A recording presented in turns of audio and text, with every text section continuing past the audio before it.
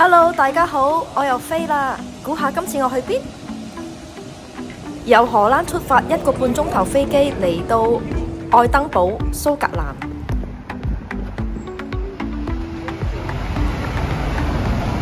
我哋今次租個酒店有啲遠離市區，因為喺愛登堡呢度呢，酒店實在太貴啦。搞掂咗 check in 擺低行李之後呢，我哋就去覓食啦。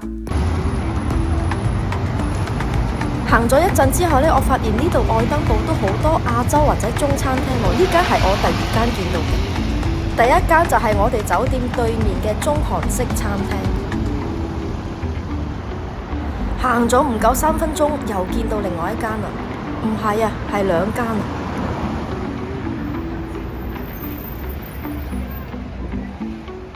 跟住喺同一條街對面又有另外一間。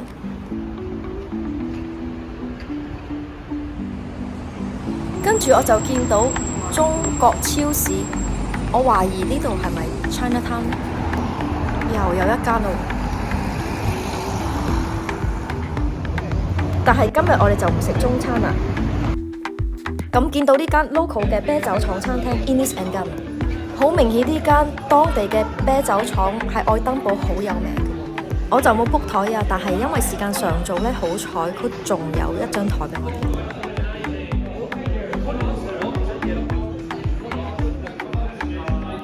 個餐牌睇落好有趣喎。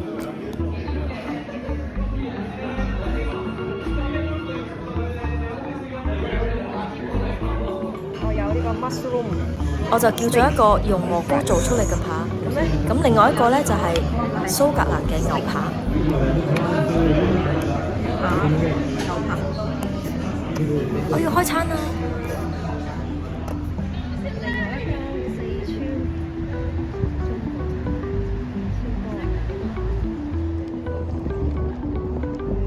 我哋今日咧 join 咗一個哈利波特嘅步行團，咁呢個團呢，就係喺 getyourguide.com 嗰度揾到嘅。我哋嘅團呢，就係11點鐘開始，而家我哋行緊過去嗰個集合地點。呢個集合地點呢，就係蘇格蘭國家博物館嘅前面。國家博物館啦，呢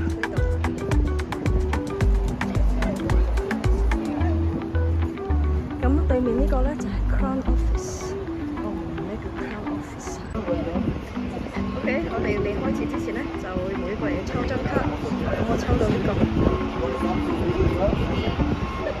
Sydney， 呢個係基本上呢，就係買蛋。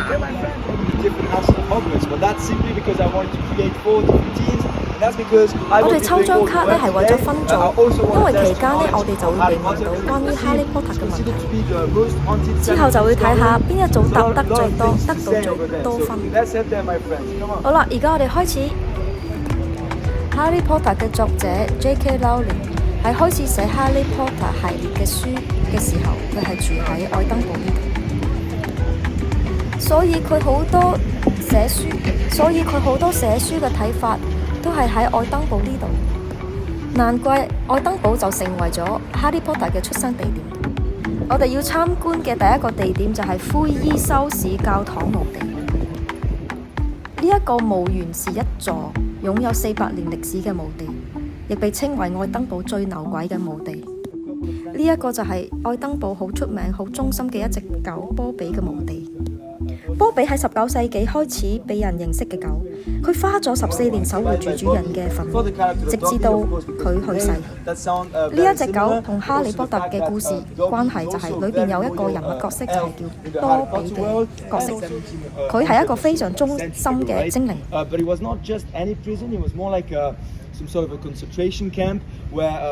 Men, women, children, all sort of people were sent there as soon as they were maybe a bit too rebellious or when they were against the power in place at the time. So,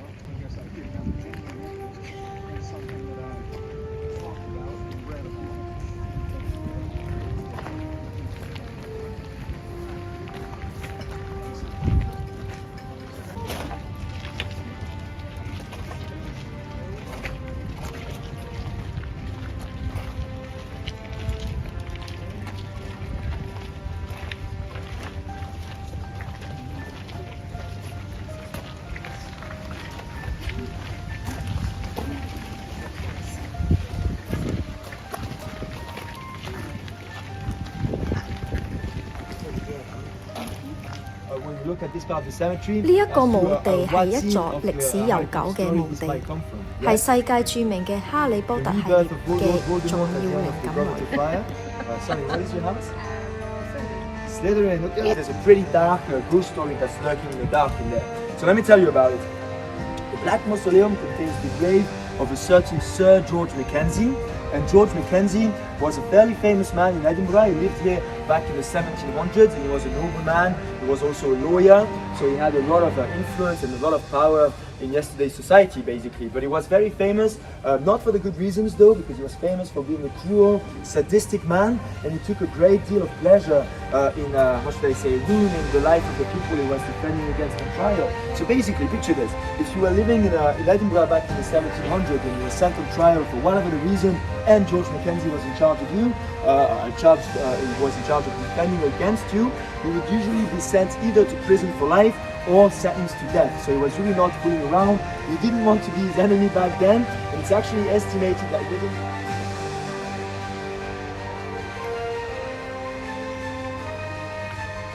哈利波特嘅作者 J.K. Rowling 住喺呢個墓地附近。眾所周知呢，佢經常喺呢個墓地散步嚟攞靈感。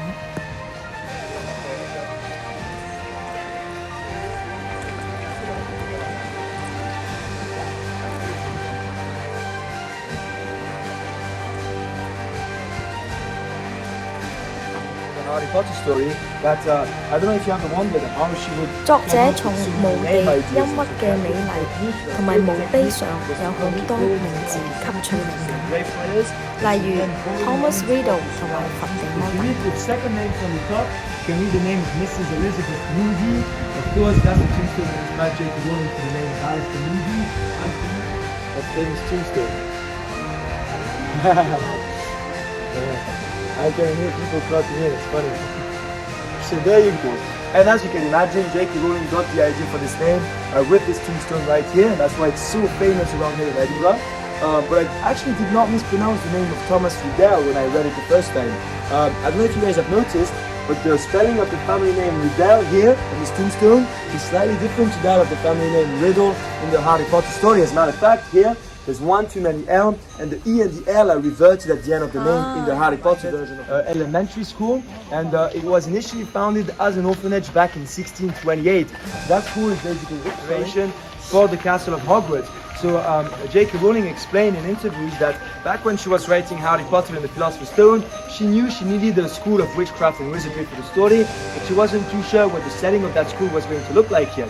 So she was walking about Greyfriars someday, seeking some inspiration, looking for name ideas and such, and she saw the school of George Eliot. She heard about it being...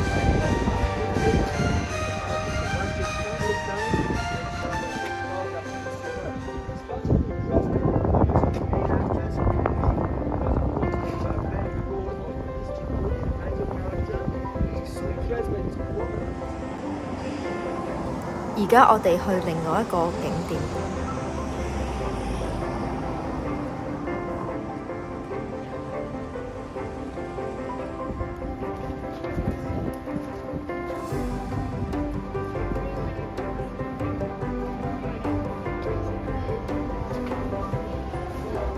School of Law for the University of Edinburgh.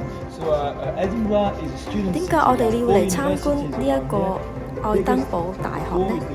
原來哈利波特作者曾經喺呢度上過課。And that's one of the many buildings that belongs to the University of Edinburgh. It's the School of Law anywhere else than Edinburgh. You know, like any other cities in UK or even in North Europe for that matter, they have like a different vibe than Edinburgh. Edinburgh is very unique in that sense because a few centuries ago, some Scottish people they wanted their capital city to be just as prestigious as the English. That's why it's like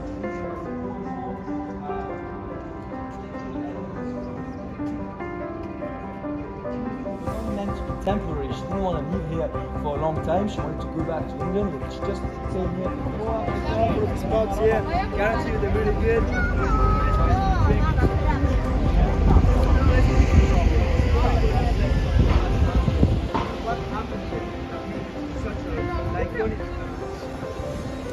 Grass Market 側邊有條斜路上去呢，就係出名嘅維多利亞街。維多利亞街係一條迷人而多色彩嘅街道，為哈利波特系列中嘅好多場景提供咗靈感。據說呢條街呢係哈利波特故事入邊一條巷嘅靈感來源。呢一條巷仔就係魔法世界嘅魔法購物街，哈利波特和佢嘅朋友喺呢一度購物魔法用品。喺面前嘅呢個商店係一家原創嘅哈利波特商店，每一次經過都有見到好長嘅隊，可惜啦，我哋今次唔夠時間去排隊，所以我哋都冇入去。正就係呢一間商店對面又有另外一間魔法店，裏邊都賣好多哈利波特嘅東西。等我帶大家入去睇下。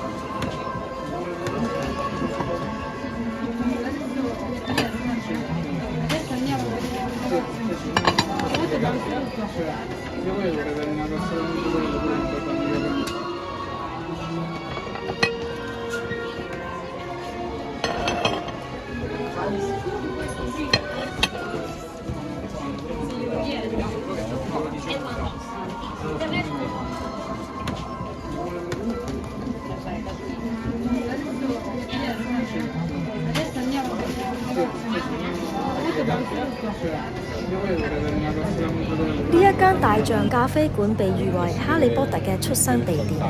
點解被譽為出生地點呢？因為作者就喺呢一間咖啡館寫哈利波特第一部同埋第二部嘅書。喺大象咖啡館對面有一間炸魚同埋薯條嘅餐廳，哇！呢間真係好好味，你一定唔可以錯過。一定要嚟呢度，係喺 Victoria Street 呢度。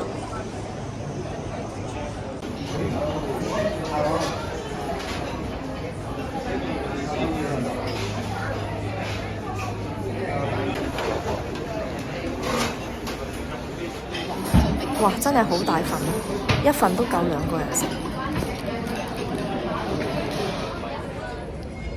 食完午餐之後，我哋繼續逛下呢個城市先。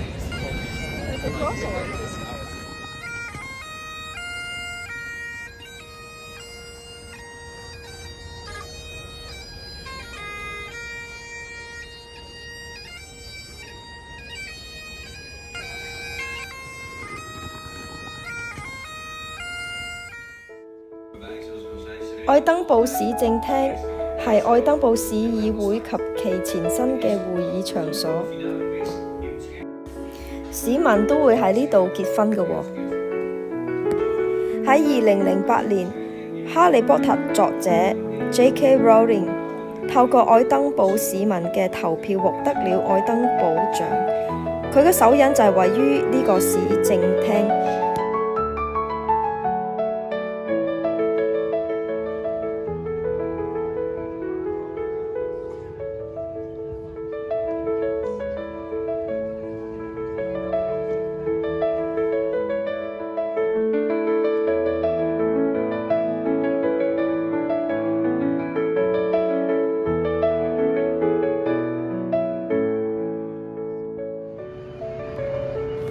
喺愛登堡市呢度呢，你會見到好多呢一啲細巷寫住 close 嘅意思就係巷仔。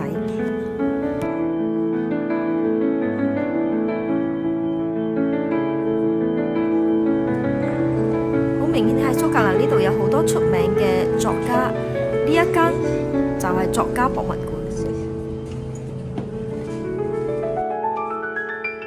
呢一個作家博物館係免費入場㗎。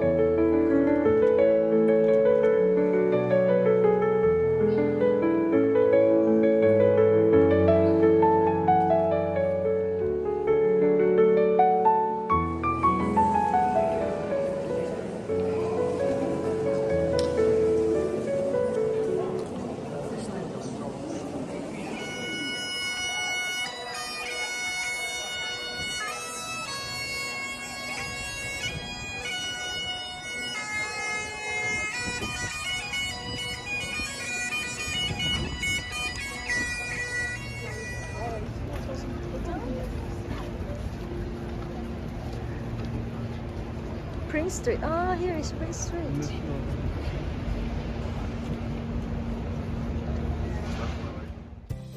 我哋由 The Royal Mile 通過咗王子街，咁而家就嚟到呢個 Carlton Hill。Carlton Hill 係愛登堡嘅第一個公園。Hill 就係意思山頂，咁啊就唔怪得我哋要行樓梯啦。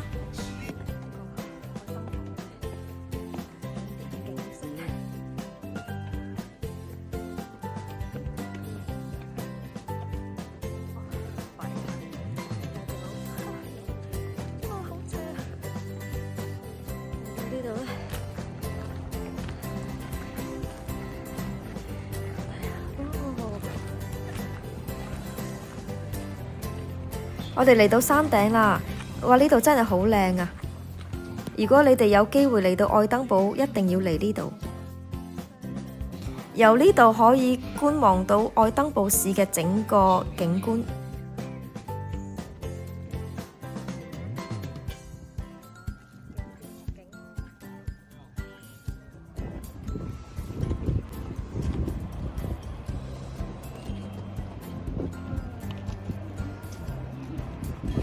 哇！呢度真係好壯觀啊！睇下。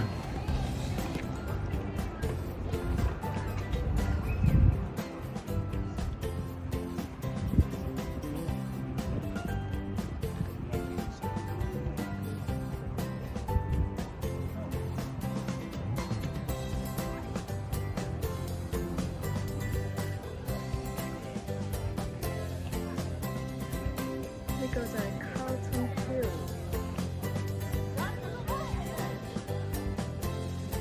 喺另外一條街又有另外一間店，又係買好多哈利波特嘅東西嘅喎。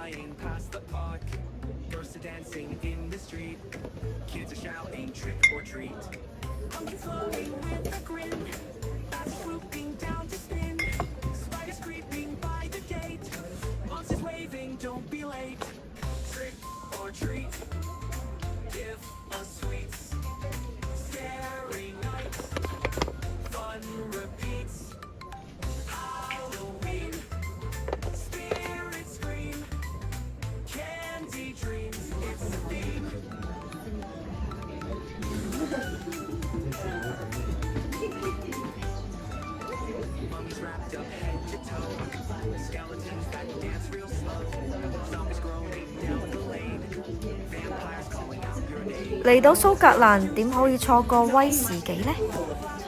我哋參加咗一個威士忌體驗，咁呢個體驗呢，大概每人40磅，咁你就會品嚐到4杯來自唔同地區嘅威士忌。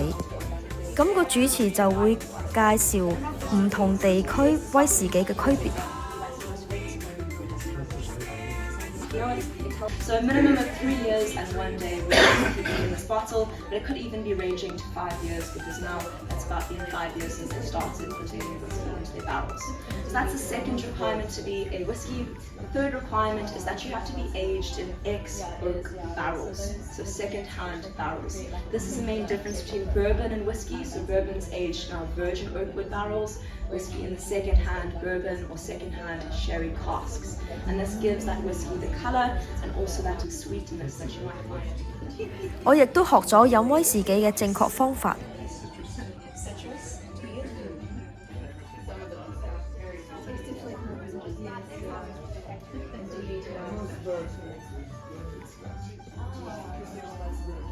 I have in the coastal part of Scotland, which makes it ideal for agriculture. So they have a lot of fields of spring flowers, heather, and this beautiful river source gives that whiskey its pure kind of natural water taste, or purity rather. They would use the river itself to make a whiskey. It takes 50 litres of water to make 1 litre of whiskey. So this is one of the reasons why there's so many space-side distilleries, is because they just sit along that river, using the river, their water in the stills to condense down that liquid, and then they release the water back into the river itself. So that's why we have a lot of whiskies coming out of this region. It says double oak. Now what this means is that it spends half of its life aged in ex-sherry barrels and the other half aged in ex-bourbon barrels, so maybe 6 years in the two of them, and then they take that at the end and you get that beautiful complex sweetness and taste. But it's also quite small with only 3 distilleries still sitting in there. One of them is called Springbank and it's actually quite nice. So if you do go to Campbelltown, it's worth visiting those distilleries. So those are 5.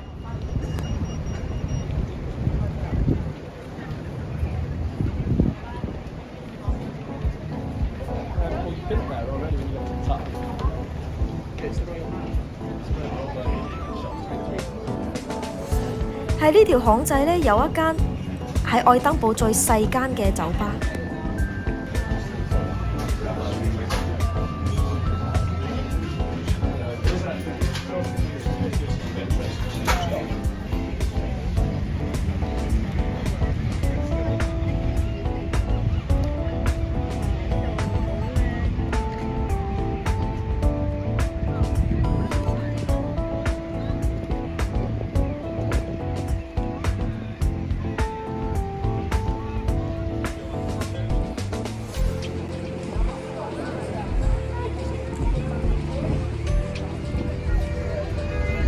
愛登堡第一集嘅片段喺呢度差唔多結束啦。